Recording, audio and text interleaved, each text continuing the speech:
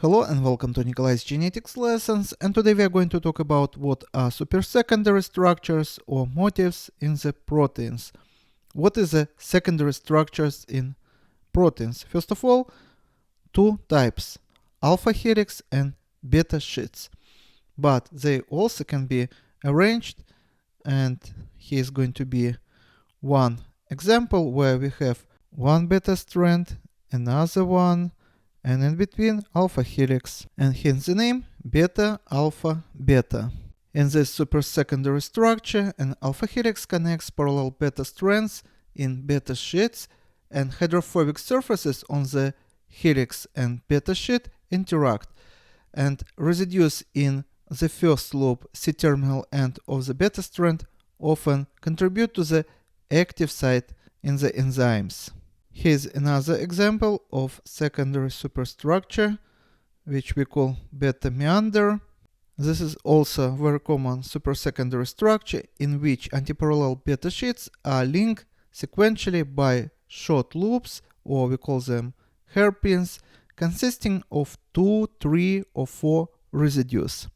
Here's another common supersecondary structure which resembles the previous one.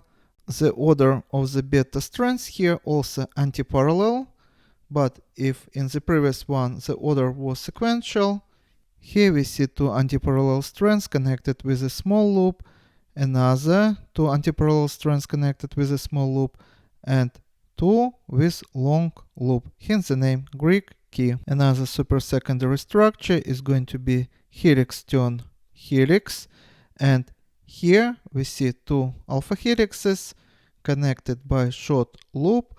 In this structure we see energetically favorable interactions between side chains, which are accommodated by the relative positioning of the helixes, usually at about 20 degrees to each other. Such motif we frequently can find in the RNA or DNA binding proteins. And returning to Greek key, this motif we can find in, for example, gamma crystalline. This is a protein of the eye lens. Another example of the supersecondary structure is going to be coiled coil.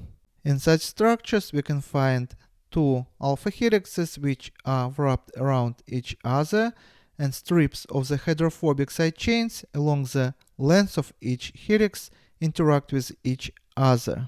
Such supersecondary structures we can find in such protein, for example, myosin, motor protein, or in alpha keratin, a structural protein in skin and hair.